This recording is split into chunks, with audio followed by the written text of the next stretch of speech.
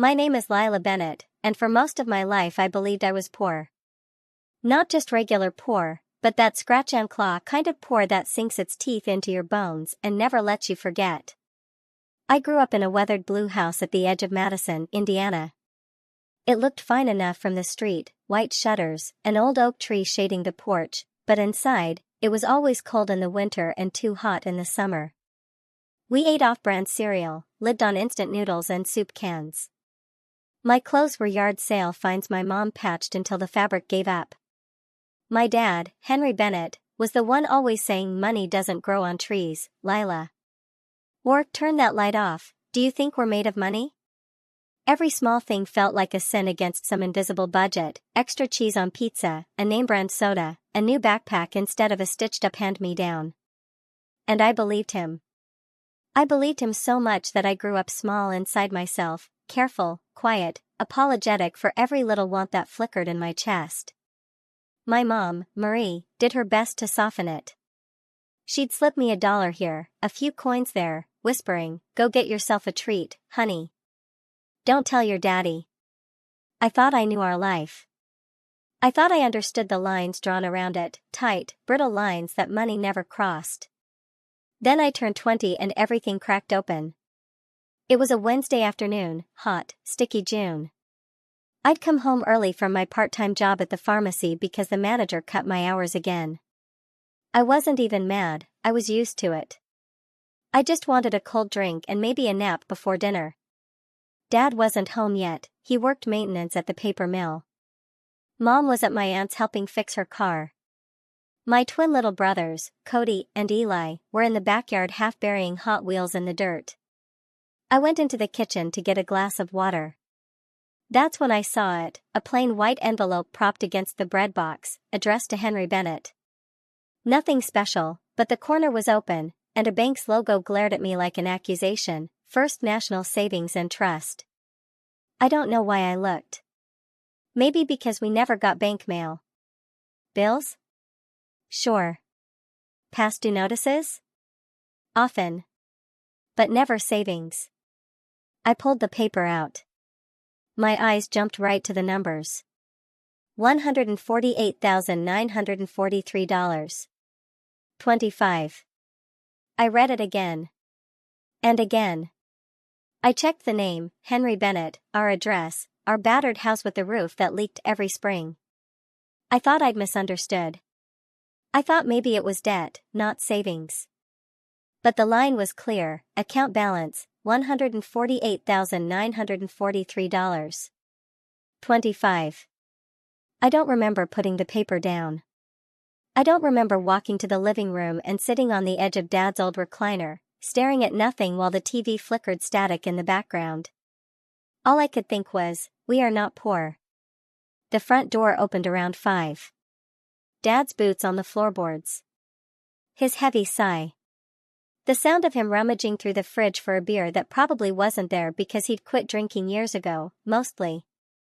I watched him from the hall. The same man I'd known my whole life, tall, shoulders that looked like they were built to carry other people's mistakes, eyes too tired for his 53 years. He didn't see me at first. When he did, he froze. "Hey, Lila," he said, the word sticky on his tongue. "You're home early." I didn't answer him. I just held up the letter. It shook in my hand. "What is this, Dad?" He didn't even try to lie. Didn't laugh it off. Didn't pretend it was a mistake. He just stared at me like he'd been waiting for this moment for a long time. "Where'd you find that?" he asked. "It was on the counter." "What is it?" "Why do you have that much money?" "You said," my throat clenched. "You said we were poor." Dad sat down at the table hard enough that the chair leg squeaked on the linoleum. He rubbed his hands over his face. I saw the way his shoulders slumped, like something had finally given out inside him. "I guess you better sit down too, Lila," he said. "It's time you knew." And just like that, my whole childhood began to crack apart like old plaster peeling off a wall. I didn't sit at first. I just stood there, clutching that letter like it might fly away if I let go. Dad looked smaller than I'd ever seen him, his work shirt half untucked, grease smudges on the collar, hair gone more gray than brown now. For a second I wanted to scream at him. Demand every little answer at once. But the words wouldn't come. He motioned at the chair across from him. Please, Lila. Sit. I sank into the chair like my knees had forgotten how to work. I laid the paper between us.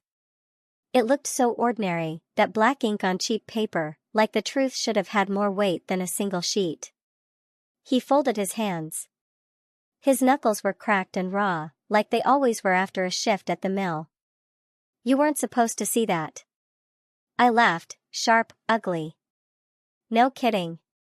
What is it, Dad? Secret lottery win? Drug money? What?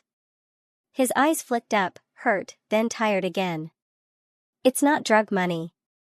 Jesus, Lila. He blew out a long breath. It's savings. Yeah, I can see that. Why? We live on beans and powdered milk, but you've got this tucked away? We needed that money. You made Mom work double shifts at the diner when she was sick.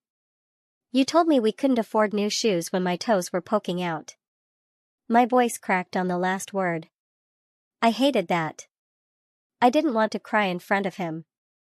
Dad's shoulders hunched forward. I know. That's it? You know? He didn't snap back. Didn't tell me to watch my mouth like he would have when I was 10.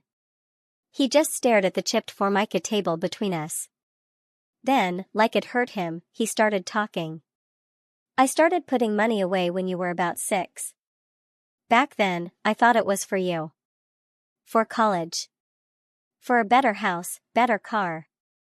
Maybe a vacation, God knows we never took one. But I couldn't trust myself to spend it right. And then, when you turned 12, I started drinking bad again. I remembered that year.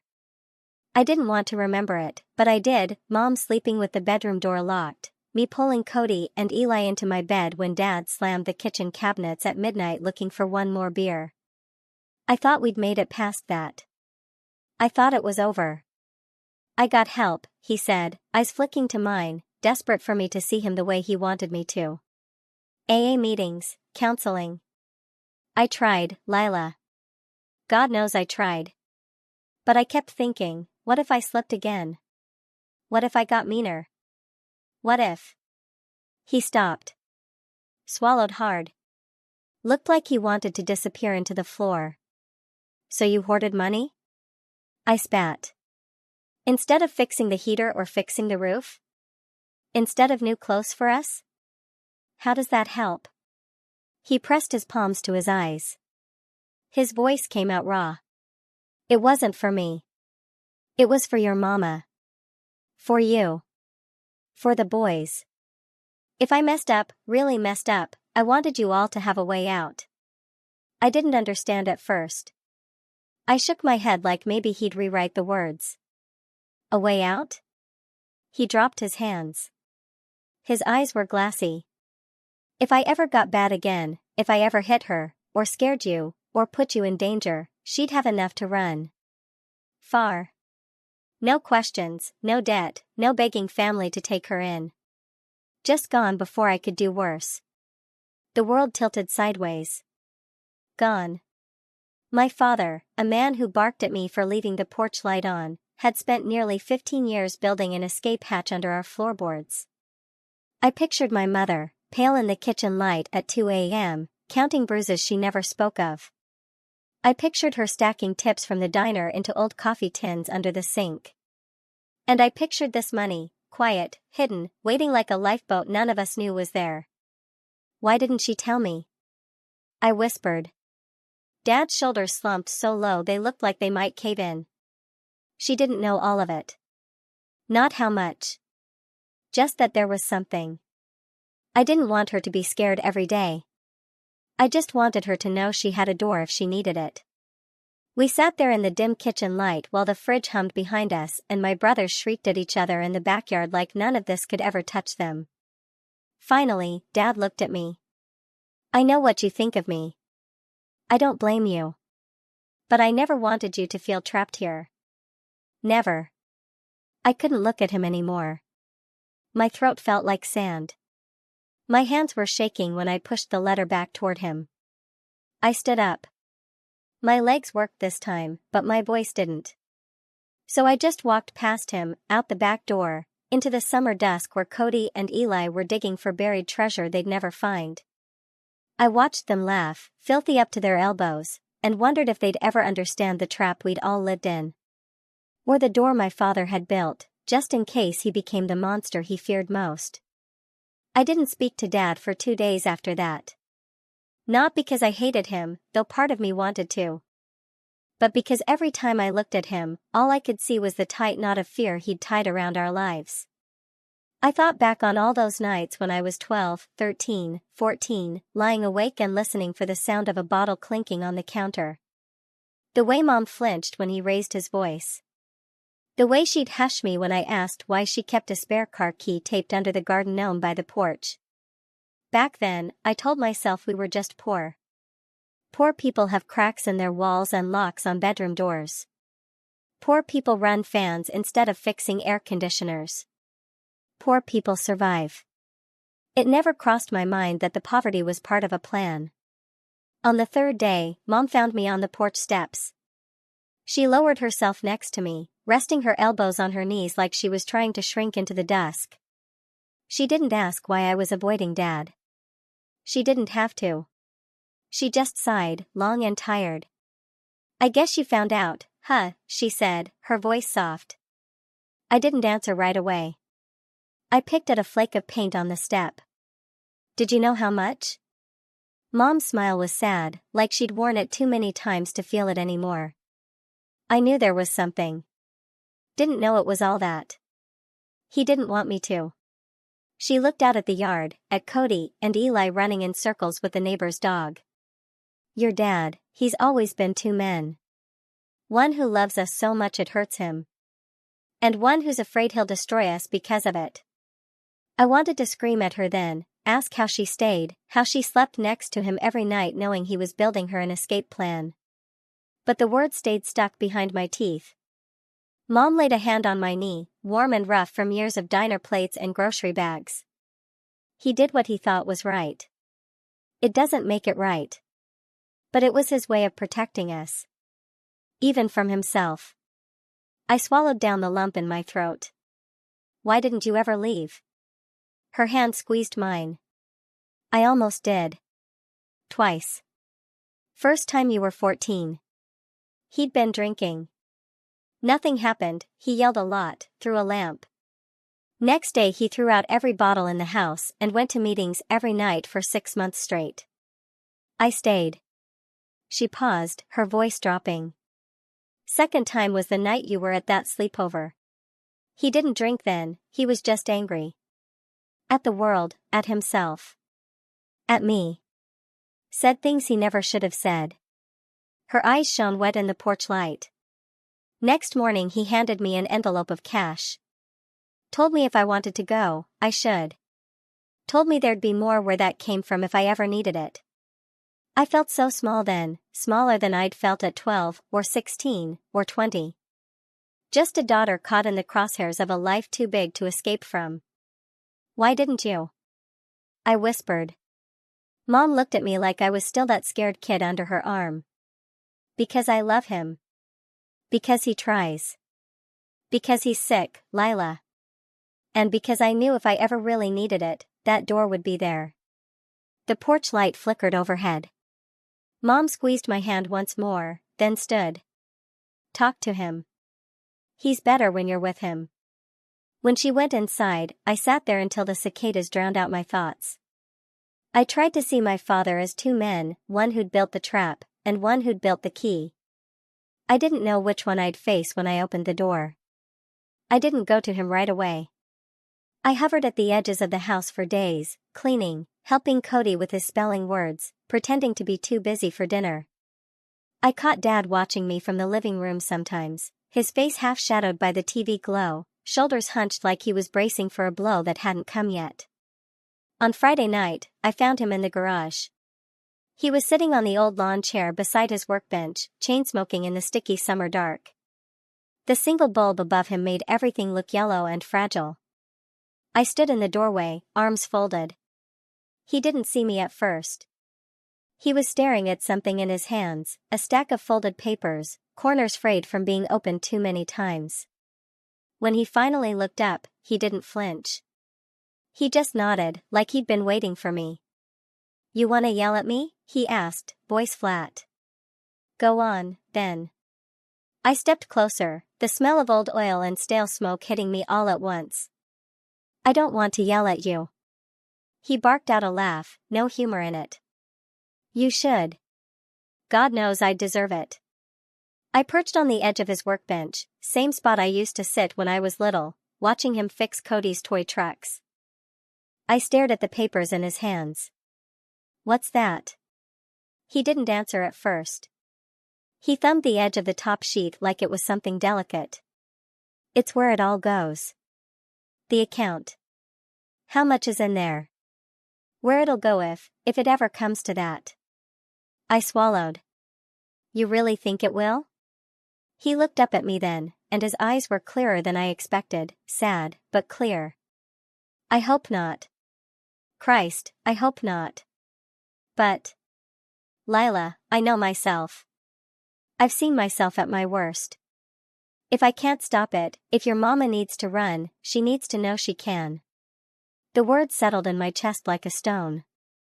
I looked around the garage, oil stains, rusty tools, the dented red cooler we'd dragged to every Little League game.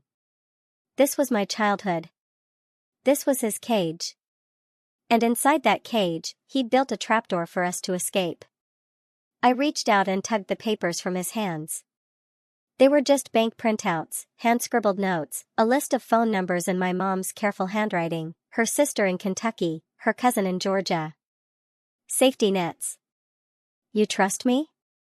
I asked him. He looked surprised. "What? You trust me to know about this? To keep it safe?" He nodded, slow. "I trust you more than I trust myself." A laugh sputtered out of me, bitter and small. "That's messed up, you know that?" He cracked a smile too, just for a second. "Yeah. I know." I looked him dead in the eye. "I'm not gonna let you ruin this. Or us. If you slip again, I'll take Mom and the boys and we'll go. Do you understand me?" His breath caught. He nodded again, slower this time. "Yeah. That's what it's for." We sat there in the humming dark, two Bennetts, tangled up in a truth too big for either of us to untie. For the first time, I felt the shape of him not just as my father, but as a man, broken and trying, building his own punishment in a bank account none of us were meant to see. He pulled out another cigarette, tapped it against the pack but didn't light it. "You hate me?" I thought about it. Really thought about it. "No," I said. "But I don't think I can ever look at you the same." He nodded like he'd been expecting that too. "That's fair." When I went back inside, I found Mom asleep on the couch, a book slipping from her hand. Cody and Eli were curled up on the floor in their sleeping bags, snoring like puppies. I stood there for a while, the hush of the TV filling up all the cracks between my ribs. I knew I'd never feel safe in that house the same way again. But I also knew the door was real now, and I held the key too. Winter rolled in late that year, dragging gray skies and sleet that rattled the windows of our little blue house. We fixed the roof that December. Dad finally let Mom hire a man from church to patch the worst leaks. When I asked why he didn't just do it himself, he shrugged and said, "Sometimes you let someone else carry the ladder." I think that was his way of saying he was tired of balancing everything alone. The account stayed open. We didn't touch it. It just sat there in the dark, this strange promise, this escape hatch we all pretended not to see while we passed each other coffee cups in the morning. Mom didn't talk about it, but I caught her now and then at the kitchen table, calculator in hand, scribbling numbers on the backs of old receipts. She never hid it from me anymore. Sometimes she'd look up and half smile like she wanted to say something, but the words always stayed stuck behind her teeth. Dad quit smoking that winter. He didn't quit drinking completely. Sometimes he'd pour himself a single glass of whiskey at Christmas, hold it like an old ghost in his palm. But he didn't rage. He didn't slam doors or break lamps. He still went to meetings twice a week, sometimes dragging me along to the diner after, buying me pie he once claimed we couldn't afford. I got a better job too, manager at the pharmacy. Not much, but enough to cover my own gas, help Mom with the groceries when tips were thin. Every time I slipped her a 20, she'd try to push it back. I'd just smile and tuck it in her apron pocket when she wasn't looking. One night in February, I was up late in my old room. Cody and Eli were asleep in their bunk beds across the hall, their door cracked so I could hear them breathing. I was flipping through a notebook where I'd started writing down all the things I wanted to do someday: finish school, get an apartment, maybe take Mom to the ocean she'd never seen. I heard a knock at my door, soft, like he didn't want to wake the boys. Dad stepped in, hair damp from a late shower, wearing that old flannel he'd had since before I was born. "Can I come in?" he asked, like it wasn't still technically his house. I nodded. He sat at the edge of my bed, hands clasped so tight the veins popped. "I need you to do something for me," he said. My chest tightened. "What?" He pulled a small fireproof box from under his arm, heavy, metal, the kind you'd hide birth certificates and insurance papers in. He set it in my lap. "It's all in there," he said. "Account info. The plan. If anything ever happens, if I slip, if I go back to that man I was, you take your mama and those boys and you run, Lila. You run and don't look back." I wanted to throw the box at him. I wanted to scream that we shouldn't have to plan to run from him. But I didn't. I just rested my palm on the cold metal and nodded. "Okay," I said. He squeezed my shoulder, awkward, careful, like he thought he might break me if he tried too hard. "I'm sorry, baby. For all of it." I didn't say it's okay. Because it wasn't. But when he left, I didn't put the box in my closet. I didn't shove it under my bed. I set it on the nightstand, right next to my notebook full of plans. Some nights I caught myself staring at it in the dark, one part of my life sitting next to the other. The trap and the door. The father and the man. The lie and the truth. Spring came early the next year. The snow melted into mud, the boys tracked it through the kitchen, Mom fussed at them while Dad just laughed. We never said we were poor anymore. We didn't say we were safe either. We were just there, together, in the space between the worst that could happen and the hope that maybe it wouldn't. And me? I kept the key in my pocket.